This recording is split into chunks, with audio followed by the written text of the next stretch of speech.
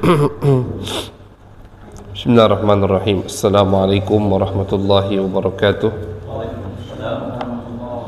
Al-Fatihah ila ruh habibina wa syafiina sayyidina Rasulillah sallallahu alaihi wasallam wa alihi wa ashabihi wa azwajihi wa ikhwanihi minal anbiya wal mursalin. Thumma ila arwah masyayikhina wa liman lahu haqqun alaina wa li abaina wa li ummahatina, khususan jami'u hadhihi al-ahadith al-Imam al-Bukhari wal Imam Ibn Abi Jamrah, بأن الله يغفر لهم ويرحمهم ويؤدي درجاتهم في الجنة وينفعنا بأسرارهم وأنوارهم وعلومهم وبركاتهم في الدين والدنيا والآخرة بسر الفاتحة. أعوذ بالله من الشيطان الرجيم. الحمد لله رب العالمين الرحمن الرحيم مالك يوم الدين إياك نعبد وإياك نستعين اهدنا الصراط المستقيم صراط الذين أنعمت عليهم غير المغضوب عليهم ولا الضالين آمين.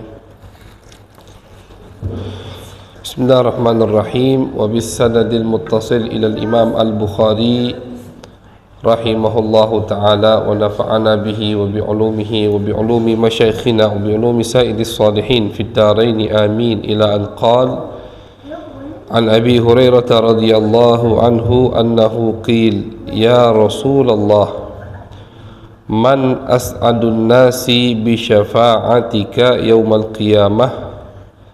قال رسول الله صلى الله عليه وسلم: لقد ظننت يا أبا هريرة ألا يسألني عن هذا الحديث أحد أول منك، لما رأيت من حرصك على الحديث. أسعد الناس بشفاعتي يوم القيامة من قال لا إله إلا الله خالصا من قلبه أو نفسه. Hadis diriwayatkan dari Abu Hurairah radhiyallahu anhu. Ini masih kita berada di bab yang menjelaskan tentang ilmu atau hadis yang ada kaitannya dengan ilmu. Hadis yang ada kaitannya dengan ilmu dari kitab Sahih Al-Imam Al-Bukhari. Sahih Al-Imam Al-Bukhari. Jadi kenapa dinamakan kitab Sahih Bukhari? Ya karena isinya semua sahih. Jadi kalau kita dengar hadis dari kitab Sahihul Bukhari, tidak perlu lagi kita ragu itu hadis pasti betul dari Nabi Muhammad SAW. Karena Imam Bukhari, Bukhari itu nama orang, nama wong Bukhari. Sebenarnya nama dia bukan Bukhari, cuman dari negara atau dari kota Bukhara, akhirnya dinisbatkan Bukhari. Nama beliau Muhammad bin Ismail bin Bardisbah Al-Bukhari. Beliau mengumpulkan hadis yang semuanya sahih. Sahih artinya jelas, pasti itu hadis nyambung ke Nabi Muhammad SAW. Jadi tidak perlu lagi ulama lain mengatakan, oh ini hadis sahih. Dari mana hadis ini? Dari Sahih Bukhari. Tidak perlu. Tidak perlu lagi penilaian ulama setelah hadis tersebut ada atau sumbernya dari kitab Al-Bukhari. Karena sudah jelas, bukan menurut beliau saja, menurut ulama setelah beliau semuanya sepakat bahwasanya hadis yang dikumpulkan oleh Imam Bukhari semuanya sahih. Diterima sama ulama karena sanadnya jelas nyampai kepada Nabi besar Muhammad sallallahu alaihi wasallam. Kita berada di bab ilmu. Ini hadis ketiga atau keempat dari bab ilmu yang diriwayatkan dari Abu Hurairah. Beliau bertanya, ya Rasulullah, nanya ke Nabi Muhammad sallallahu alaihi wasallam, man as'adun nasi bi syafa'atika yaumal qiyamah? Siapa ya Rasulullah orang yang bahagia kelak di hari kiamat? Kenapa bahagianya? Karena mendapatkan syafaatmu wahai Rasulullah. Artinya siapa yang mendapatkan syafaatmu kelak di hari kiamat? Itu pertanyaan Abu Hurairah. Yang dapat syafaat antum nanti di hari kiamat siapa ya Rasulullah? Pengen tahu sifatnya bagaimana, atau bagaimana biar kami bisa mendapatkan syafaatmu kelak di hari kiamat. Namun ulama mengatakan ini syafaat bukan syafaat al-uzma, bukan syafaatul uzma. Jadi syafaat Nabi itu dibagi sama ulama. Syafaat Nabi yang paling, istilahnya paling besar, paling banyak kena makhluk syafaat tersebut adalah namanya syafaatul uzma. Bahkan orang kafir pun kena syafaat ini kelak di hari kiamat. Kapan syafaat tersebut? Itu syafaat termasuk yang kita sering doa, wab'athu maqaman mahmudanil ladzi wa'adtah, doa setelah azan, maqam mahmud, satu kedudukan, satu tempat yang sangat terpuji, tempat tersebut atau kedudukan tersebut. Jumhur ulama menafsirkan maqam mahmud itu adalah syafaatul uzma. Kelak di hari kiamat ketika Nabi memberi syafaat untuk semua makhluk yang diciptakan oleh Allah, manusia, itulah tempat yang sangat terpuji. Kenapa terpuji? Karena bukan muslim saja yang memuji Nabi, tapi bahkan orang kafir pun kena syafaat tersebut. Kelak di hari kiamat, di padang mahsyar, ketika kita dibangkitkan oleh Allah, itu sama Allah Subhanahu wa taala ditelantarkan, artinya didiamkan. Disitulah matahari mendekati makhluk manusia. Ada matahari itu 1 jengkal, cuman keringatnya tergantung amalnya. Matahari dekat 1 jengkal. Kita sekarang musim panas, kamar besar dikit, AC 1 PK tak terasa, nak 2 PK nian, musim panas, padahal matahari berapa ribu kilometer dari kita. Panas kita belum seberapa kalau dibanding negara-negara panas Mekah, Madinah. Walaupun Mekah, Madinah sekarang lagi musim dingin, tidak seberapa panas Indonesia, panas Palembang. Kalau di Mekah, Madinah panas seperti ini, itu kita dulu waktu di sana ngerasa adem. Kenapa? Tidak terlalu panas. Bagaimana matahari sejengkal? Ini di hadis Nabi mengatakan, bukan cerita fiktif atau khayal. Sejengkal. Cuman keringat yang ditimbulkan dari panasnya matahari tergantung amal masing-masing. Ada yang sampai batas mata kaki, cuman berarti amal ibadahnya banyak. Ada yang sampai dengkul, ada yang sampai pusar, ada yang sampai bahunya, ada yang sampai dagunya, ada yang kelelep kata Nabi. Ada yang belum kelelep, maksudnya baru sampai mulut. Itu. Ada yang tenggelam. Na'udzubillah min dzalik. Kapan itu? Di padang mahsyar sebelum hisab. Cuman ada beberapa kelompok yang tidak terkena ini, jelas ya kan? Kelompok sab'atun yudhilluhumullah yauma la dhilla illa dhilluh. Di situ tempatnya. Kata Nabi, ada 7 kelompok yang Allah beri naungan, yang mana kelak di hari kiamat tidak ada naungan kecuali naungan Allah. Di situ tempatnya. Pada saat itu sebelum hisab, 7 kelompok tadi, apa disebutkan sama Nabi hadisnya. Jadi sebelum dihisab, manusia pada saat itu sudah merasa tersiksa. Sebelum dihisab, belum hisab, belum mizan, belum mengambil kitab dengan tangan kanan atau kiri, belum sirat, belum jahannam, belum semua. Itu manusia sudah merasa tersiksa. Siapa yang mempercepat proses hisab? Nabi besar Muhammad sallallahu alaihi wasallam. Jadi sampai-sampai dalam riwayat ceritakan orang kafir itu mengatakan, ya Allah, kalau memang kami ini bakal ke neraka, sudah masuklah ke neraka. Mereka kira azab di padang mahsyar sebelum neraka itu lebih berat, lebih sakit. Saking sakitnya, saking pedihnya menunggu. Kalau memang ke neraka, udah bawalah ke neraka ya Allah, tidak usah lama-lama itu. Ada yang mengucapkan seperti itu sampai. Siapa yang mempercepat tadi? Nabi besar Muhammad sallallahu alaihi wasallam. Nabi Muhammad berdiri di hadapan Allah, sujud kepada Allah, meminta, menangis, tadarru kepada Allah, minta biar dipercepat prosesnya, karena ada umat Nabi Muhammad sallallahu alaihi wasallam di situ. Akhirnya berkat permintaan Nabi, berkat syafaat Nabi, dipercepat sama Allah proses hisabnya dimulai. Itu syafaatul uzma.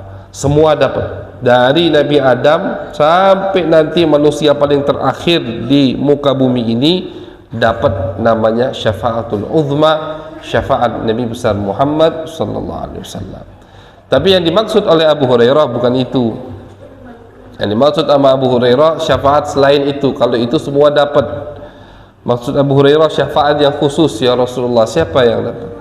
Karena ada syafaat yang lain yang dimiliki oleh Nabi, termasuk syafaat yang dimiliki oleh Nabi kelak di hari kiamat. Kalau syafaat tadi itu syafaatul uzma, itu hanya untuk Nabi. Nabi-nabi yang lain tidak berani meminta kepada Allah. Para aulia tidak berani meminta syafaat kepada Allah untuk mempercepat proses hisab.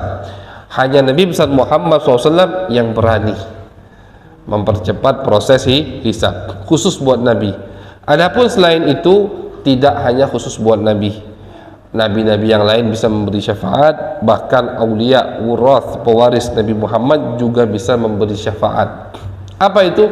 Termasuk syafaat juga yang kelak di hari kiamat akan ada, itu syafaat Nabi Muhammad SAW untuk orang yang sudah diponis masuk neraka, sudah ketok palu istilahnya, dia masuk neraka pasti diselamatkan, belum masuk neraka diselamatkan sama Nabi besar Muhammad SAW. Bayangkan, bahkan di dalam beberapa riwayat diceritakan Allah Subhanahu wa Ta'ala itu mengatakan kepada malaikat, masukkan dia ini ke neraka, tapi jangan sampai tahu Muhammad. Kenapa? Karena dia ini saking zolimnya, misalkan bejat nian, harus nyicipi, mau tidak mau harus nyicipi api neraka biar disucikan. Jadi kata Allah bilang kepada malaikat, masukkan dia ke api neraka, jangan sampai kelihatan Muhammad. Kalau sudah kelihatan sama Nabi, Nabi selamatkan, pasti dikabulkan sama Allah Subhanahu wa Ta'ala. Saking dimanjanya Nabi Muhammad sallallahu alaihi wasallam sama Allah. Jadi tidak pernah Nabi minta ditolak sama Allah, tidak pernah, pasti diberikan. Bahkan di dalam riwayat yang lain diceritakan Nabi Muhammad sallallahu alaihi wasallam diberikan sama Allah buku amal umatnya. Nah, istilahnya sudah ridho belum? Sudah senang belum kau wahai Muhammad? Buku amal umatnya diberikan sama Nabi. Dilihat sama Nabi, fulan finnar, fulan finnar, ini di neraka, ini di neraka, ini di neraka. Tapi bukunya sama Nabi sudah. Artinya Nabi tahu siapa yang di neraka. Diselamatkan sama Nabi Muhammad SAW. Jadi kita ini memang tidak tahu diri kalau di dunia tidak cinta sama Nabi, itu tidak tahu diri gitu. Dengan muka apa kita mau menghadap Nabi kelak di akhirat? Ini terjadi, ma'asyarul hadirin. Bakal terjadi ini kejadian bakal terjadi. Bahkan hadis syafaat itu sampai hampir derajat mutawatir, saking banyak yang meriwayatkannya. Bakal terjadi. Dengan muka apa kita kelak di hari kiamat kalau tidak menyenangkan hati beliau di dunia ini?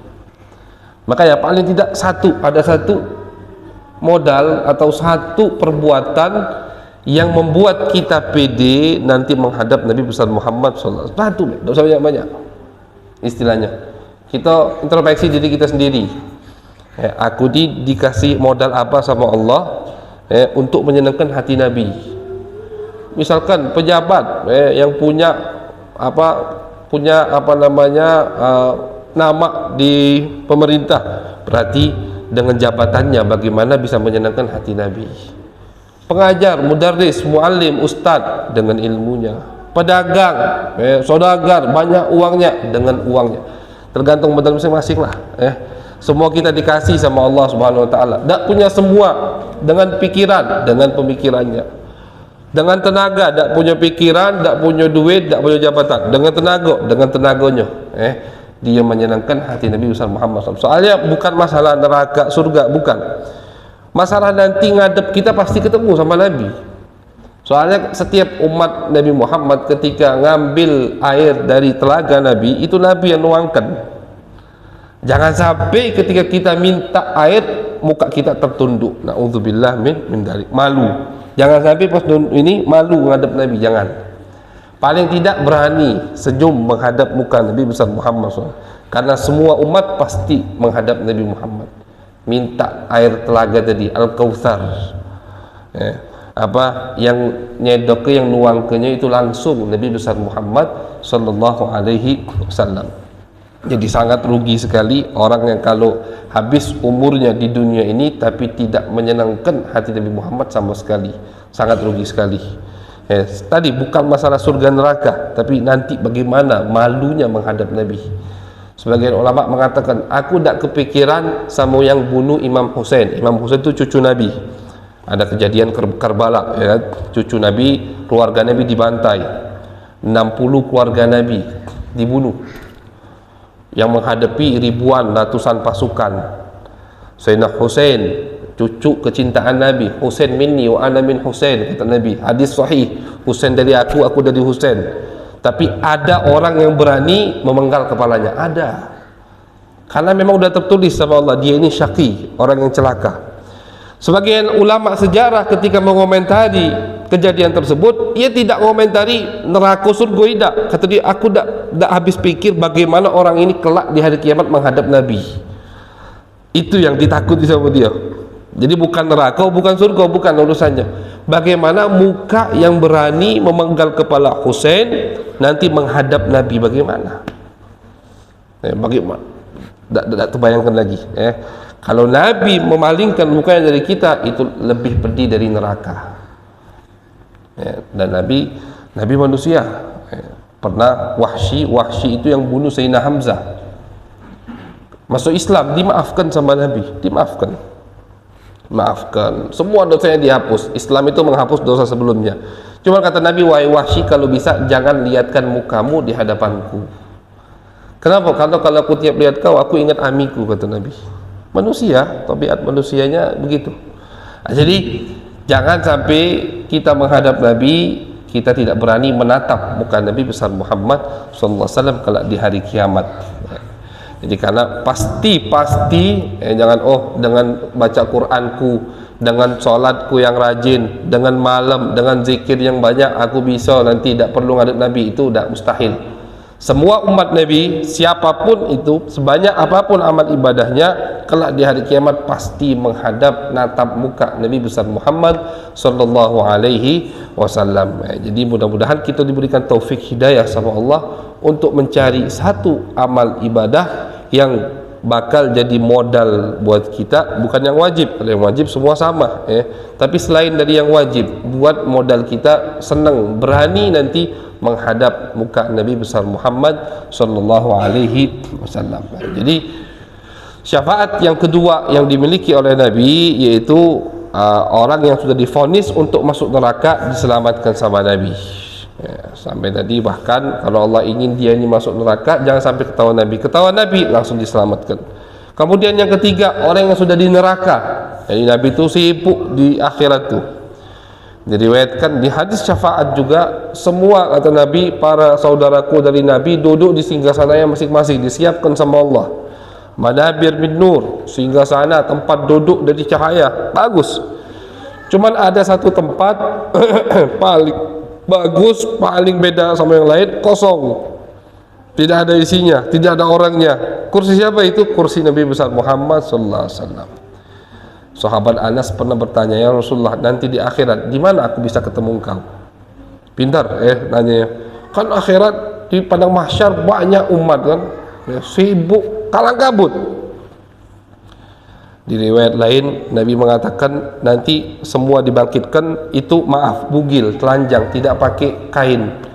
Sayyidah Aisyah bingung, ya Rasulullah, madai wong dak malu saling melihat auratnya. Wahai Aisyah, keadaan di sana itu saking gentingnya sampai orang tuh tidak perhatian lagi dengan pakai baju apa tidak pakai baju. Baru-baru ini ada kejadian gempa kan.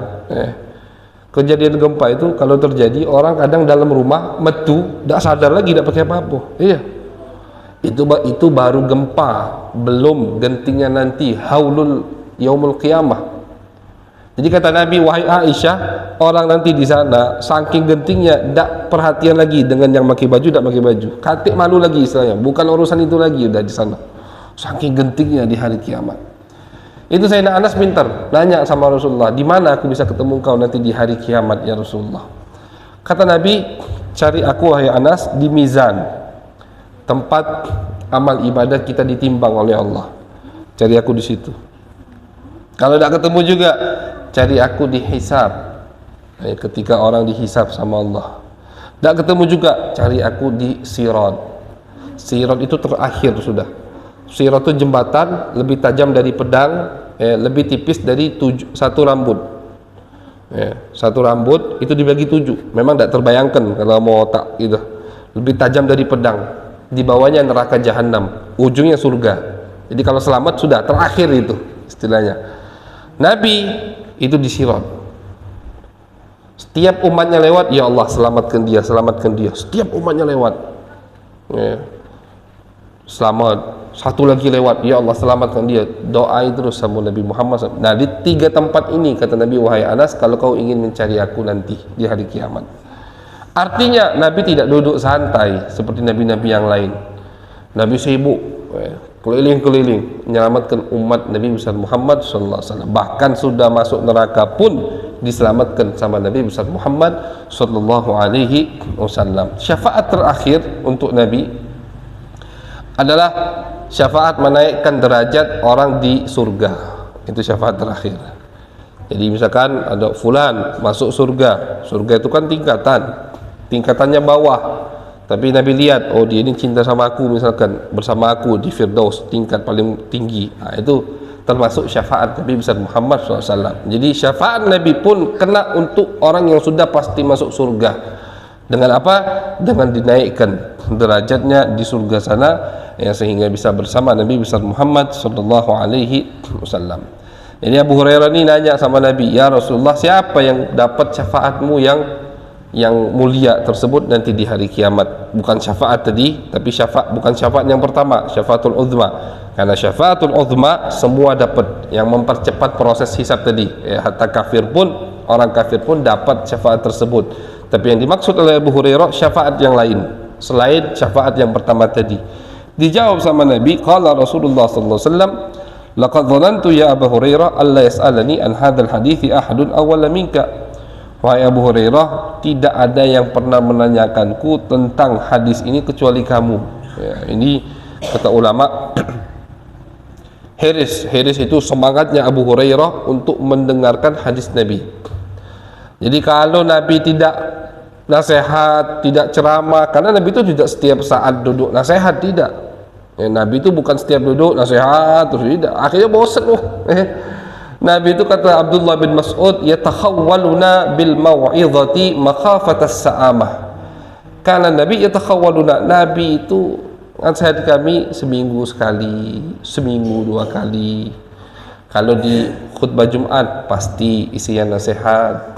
Kalau ada kelakuan yang tidak benar, langsung tidak ditunggu-tunggu sama Nabi, karena beliau termasuk sifat wajib bagi para nabi, tabligh, harus menyampaikan. Jadi misalkan ada wahyu, langsung disampaikan. Misalkan ada yang berbuat salah, terdengar sama Nabi atau dilihat sama Nabi, langsung ditegur, langsung. Wajib hukumnya itu. Pasti langsung ditegur. Tidak mungkin, oh nanti nunggu khutbah Jumat, ada gitu. Ya, langsung ditegur sama Nabi besar Muhammad SAW. Tapi selain itu, kapan Nabi memberi nasihat? Kata sahabat Abdullah bin Mas'ud, seminggu sekali, hari Kamis sore biasanya, atau seminggu 2 kali. Kenapa? Takut kami bosan. Takut kami bosan. Jadi kalau kita ada pengen nasihat kita, setiap ketemu di masjid, ketemu di pasar, ketemu di jalan, nasihat terus. Akhirnya kita nyingok dia belagi. Belum dia nasihati belagi. Itu lan faddu min haulik. Begitu kan kata Nabi. Kata Allah, kalau kami jadikan hatimu keras, maka orang-orang di sekitarmu akan lari darimu, wahai Muhammad.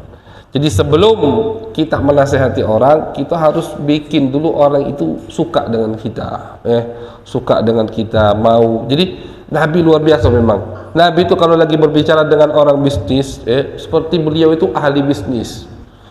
Kayak bukan Nabi istilahnya, kasarnya. Kayak bukan Rasul. Ngomong masalah dagang. Kalau lagi duduk sama petani, Nabi seperti petani. Kalau duduk sama pejabat, Nabi seperti pejabat. Kalau duduk sama sahabat, duduk sama orang-orang tinggi, omongan Nabi lebih tinggi. Itu Nabi besar Muhammad sallallahu alaihi wasallam. Bisa menempatkan sesuatu pada tempatnya. Begitu. Itu akhlak daripada uswah qudwah Nabi kita, Nabi besar Muhammad sallallahu alaihi wasallam. Jadi Abu Hurairah, beliau ini sadar. Kenapa? Karena beliau ini masuk Islamnya di tahun ke-7, telat sudah. Istilahnya telat jauh, tahun 7 Hijriah. Jadi banyak ketinggalan hadis Nabi besar Muhammad. Kalau Nabi tidak berbicara, beliau yang nanya, gitu. Beliau yang nanya, biar Nabi ngomong. Kadang kan begitu. Kadang jangankan Nabi, kita sama guru saja, kadang lagi belajar, guru kita diem, baca hadis, guru kita diem, Nah, kita pengen nasihat dari guru, dicontek guru itu. Nah itu nanti dicontek setengah jam, akhirnya guru itu jelaskan yang kita tanya. Seperti itu ada pada zaman sahabat. Mereka ingin mendengarkan hadis Nabi. Ketika Nabi tidak berbicara, mereka kutip, mereka tanya. Mereka tanya Nabi besar Muhammad SAW. Maka dari itu mereka itu sahabat yang lain itu senang kalau ada orang Badui Arab yang datang. Badui itu orang Arab pelosokan yang tinggalnya bukan di kota, dusun istilahnya. Di Sohrok, di tengah padang pasir, itu Badui namanya. Kasar mereka itu orang-orang ya. Tapi mereka kalau bertanya, pasti pertanyaannya disenangi sama sahabat. Soalnya pertanyaannya itu menguntungkan semua umat, begitu. Jadi kalau ada Badui datang, senang sahabat. Ngapa? Oh, jingok, dengeri. Apa pertanyaannya ke Nabi? Begitu. Ada orang Badui datang, ya Rasulullah. Kalau aku cuman sholat puasa wajib, masuk surga apa tidak? Kata Nabi, kalau kau sholat puasa masuk surga. Istilahnya pertanyaannya itu polos, tapi menguntungkan semua umat. Ada yang ngomong lagi, ya Rasulullah, aku tidak diniapkan untuk hari kiamat dengan banyak sholat, banyak puasa, banyak zakat, dah ya Rasulullah. Yang wajib-wajib cuman yang aku siapkan cinta kepadamu ya Rasulullah. Ini orang Badui polos. Jadi amal aku sedikit, cuma aku punya cinta yang tulus luar biasa kepadamu. Apa kata Nabi? Anta ma'aman ahbabtah, kau bersama orang yang kau cintai kelak di hari kiamat. Kan katanya, jawabannya Nabi ketika menjawab pasti untuk semua umat, bukan hanya untuk dia. Nah, jadi kalau ada pertanyaan-pertanyaan yang bagus seperti itu, sahabat lain senang. Jadi sahabat Abu Hurairah, beliau ini terkenal hiris, semangat mendengar hadis Nabi. Maka dari itu tidak heran beliau masuk Islam tahun ke-7 Hijriah, Nabi meninggal awal tahun 11 Hijriah, kurang lebih 3 tahun bersama Nabi. Cuman beliau masuk daripada golongan sahabat yang paling banyak meriwayatkan hadis Nabi besar Muhammad SAW. Dikategorikan sama ulama hadis sahabat yang paling banyak meriwayatkan hadis Nabi kalau riwayatnya melebihi 1000 hadis. Abu Hurairah sampai 2000 lebih hadis. Artinya hadis dari Nabi melalui Abu Hurairah 2000. Jadi yang lebih dari 1000 dikategorikan bahasa Arabnya al-mukthirin fir riwayah, yang banyak meriwayatkan hadis Nabi dari sahabat, 7 orang cuman, termasuk Abu Hurairah. Dikumpulkan sama ulama riwayat dia dari Nabi 2000, kurang lebih 2000 lebih hadis Nabi besar Muhammad SAW. Semangat. Pernah di riwayat lain atau di cerita lain, Abu Hurairah datang ke Nabi, ya Rasulullah, ana ni kalau dengar hadis dari antum cepat lupa, tolong doain ana. Kata Nabi, ya Abu Hurairah, buka serbanmu. Rida itu pakaian yang nutupin bagian atas, rida. Bentangkan, kata Nabi, dibentangkan sama Abu Hurairah. Nabi doa kayak ngambil sesuatu dari Hawa, ditaruh di serban itu. Lipat wahai Abu Hurairah, lipat sama Nabi. Taruh di dadamu, ditaruh sama Abu Hurairah. Kata Abu Hurairah, setelah itu aku tidak pernah lupa setiap dengar hadis Nabi besar Muhammad sallallahu alaihi wasallam, doa dari Nabi. Kenapa? Karena Nabi tahu ini orang semangatnya luar biasa dalam mendengarkan hadis Nabi besar Muhammad sallallahu alaihi wasallam. Bahkan pertanyaan beliau pun banyak. Banyak pertanyaan-pertanyaan beliau. Kalau tidak salah ada sebagian ulama yang mengumpulkan soalat sahabah, soal-soal atau pertanyaan Abu Hurairah kepada Nabi besar Muhammad sallallahu alaihi wasallam. Ini kata Nabi, wahai Abu Hurairah, tidak ada yang pernah menanyakan hadis ini tentang soal ini kepadaku kecuali kamu. Kau pertama kali nanya. Lima ra'aitu min hirsika ala hadis, karena aku lihat kau ini semangat untuk mendengar hadisku, kata Nabi besar Muhammad sallallahu alaihi wasallam. As'adun nas bi syafaati yaumil qiyamah, orang yang akan mendapatkan syafaatku wahai Abu Hurairah kelak di hari kiamat, man qala la ilaha illallah, yang mengatakan la ilaha illallah, kalimatul tauhid, kalimatul ikhlas, khalisan mukhlisan min qalbihi aw nafsihi, tapi dia mengatakannya murni dari hatinya. Artinya ketika dia mengatakan la ilaha illallah, memang hatinya juga berkeyakinan tiada Tuhan selain Allah. Berarti yang ada kalimat la ilaha illallah di dalam hatinya, ya pasti dapat syafaat Nabi besar Muhammad sallallahu alaihi wasallam, ya. Karena yang ada kalimat la ilaha illallah, walaupun dia masuk neraka tidak akan kekal abadi di neraka, yang dijamin sama Nabi bahwasanya kelak di hari kiamat, ya, yang di dalam hatinya ada la ilaha illallah pasti dikeluarkan sama Allah dari neraka, tidak kekal abadi, ya. Jadi kalimat la ilaha illallah fungsinya banyak.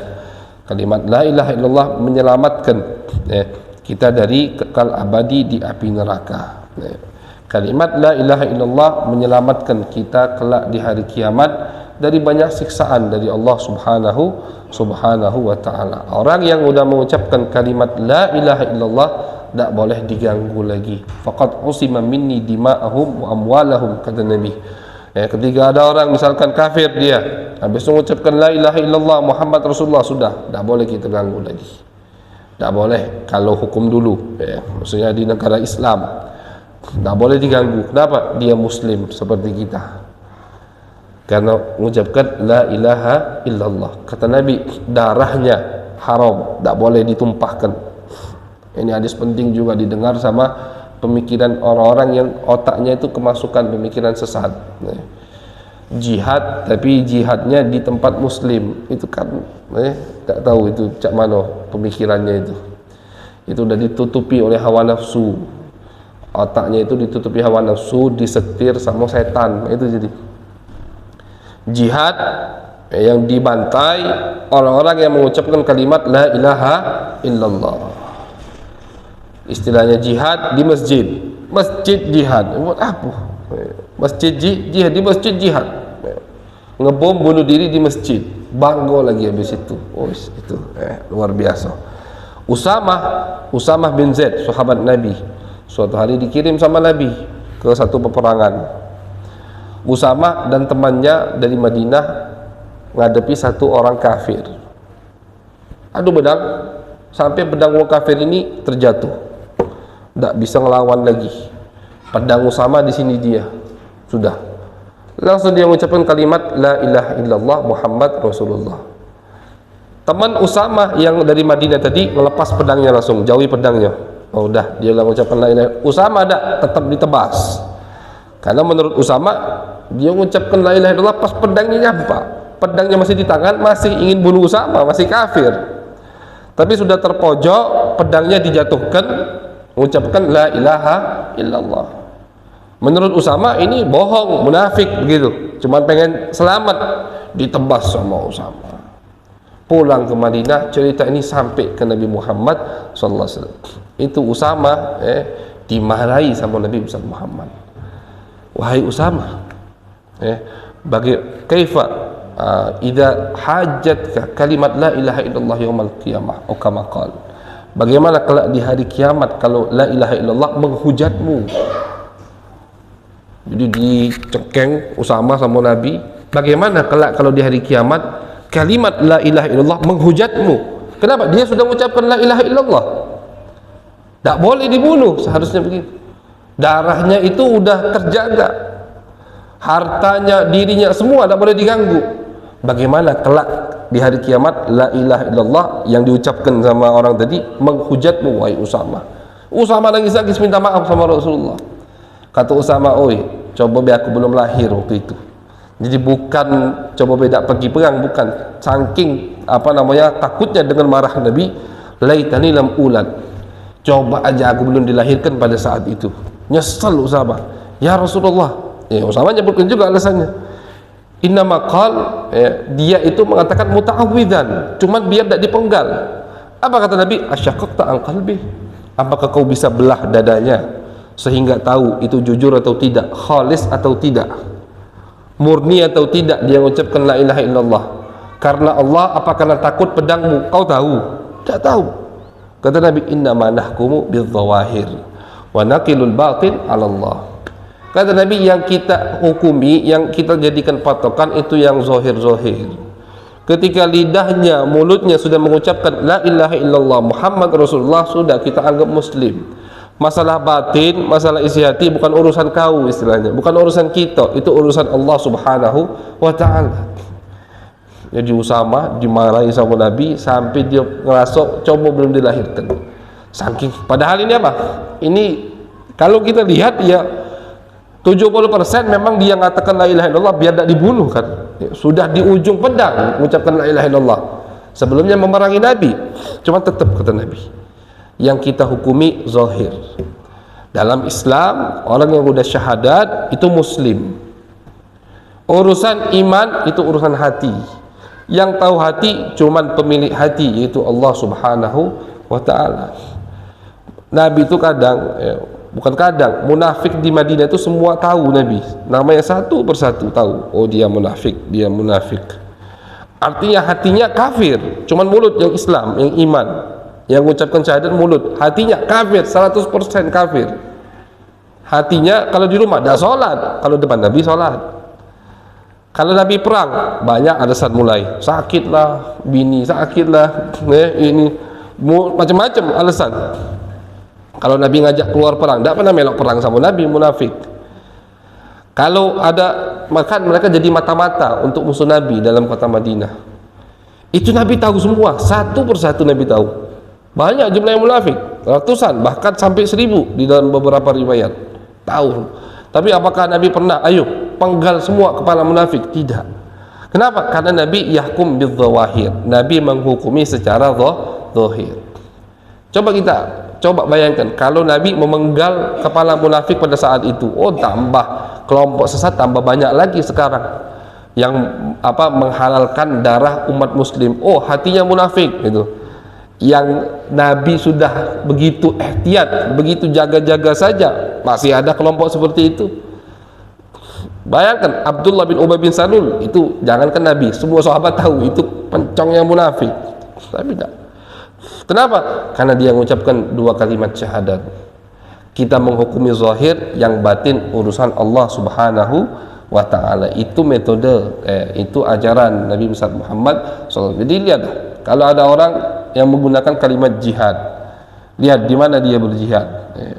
Kalau di jihadnya di negara Islam, jihadnya di tempat umat muslim, itu bukan jihad, bukan jihad lillah, itu jihad di syaitan, jihad di iblis. Berarti dia ini anak buahnya Dajjal, anak buahnya setan iblis. Kenapa? Karena itu bukan manhaj Nabi besar Muhammad SAW. Tidak pernah menghalalkan darah orang yang mengucapkan 2 kalimat syahadat. Jangan. Kata Nabi, yang sudah mengucapkan 2 kalimat syahadat darahnya haram, tidak boleh kita ganggu. Apalagi sekarang ini praktek jihad tidak bisa dipraktekkan. Tidak ada imam muslimin yang pas, yang sah, tidak ada. Kapan jihad itu dipraktekkan? Tapi kewajiban jihad masih ada. Kewajiban jihad kata Nabi, wal jihadu madin ila yaumil qiyamah. Kewajiban jihad sampai hari kiamat masih ada. Cuman kadang di beberapa generasi, di beberapa waktu, zaman, era tidak bisa dipraktekkan karena memang tidak bisa. Nanti yang semangat-semangat jihad itu kita pengen lihat kalau Imam Mahdi keluar bagaimana dia, ciut apa enggak, begitulah. Imam Mahdi keluar, imam yang memang diriwayatkan oleh Nabi, al-muntazar, yang ditunggu-tunggu memang kedatangannya. Ketika mengumandangkan kalimat jihad, wajib semua orang yang mampu untuk berperang ngikuti mereka, ngikuti beliau. Nah, itu baru jihad. Jadi sekarang ini walaupun boleh tidak ada orang di tempat orang kafir banyak jihad, belum boleh, ulama mengatakan. Sekarang bukan jihad bisayf, bukan jihad dengan membunuh darah. Sekarang ini kita jihad akhlak, revolusi akhlak istilahnya. Kita jihad dengan media, kita jihad dengan menyingkirkan pemikiran, pemahaman sesat dari umat Nabi besar Muhammad sallallahu alaihi wasallam. Semua ada masanya. Ada masanya jihad dengan pedang, ada masanya jihad dengan lisan, dengan ajaran, dengan menyebarkan dakwah Nabi besar Muhammad sallallahu alaihi wasallam. Mudah-mudahan kita dijadikan oleh Allah Subhanahu wa taala hamba-hamba yang tidak tertipu, tidak tertipu dengan pemikirannya pribadi, tidak tertipu dengan pemikiran setan, dan kita diberikan taufik hidayah oleh Allah, bisa memahami sebetul-betulnya nas konteks hadis Nabi besar Muhammad sallallahu alaihi wasallam sehingga kita tidak sesat. Amin ya rabbal alamin. Allahumma aghnina bil ilm wa zayyinna bil hilm wa akrimna bit taqwa wa jamilna bil afiyah Rabbana taqabbal minna innaka antas samiul alim wa tub alaina innaka antat tawwabur rahim. Wa sallallahu ala sayyidina Muhammadin wa ala alihi wa sahbihi wa baraka wa sallam walhamdulillahi rabbil alamin.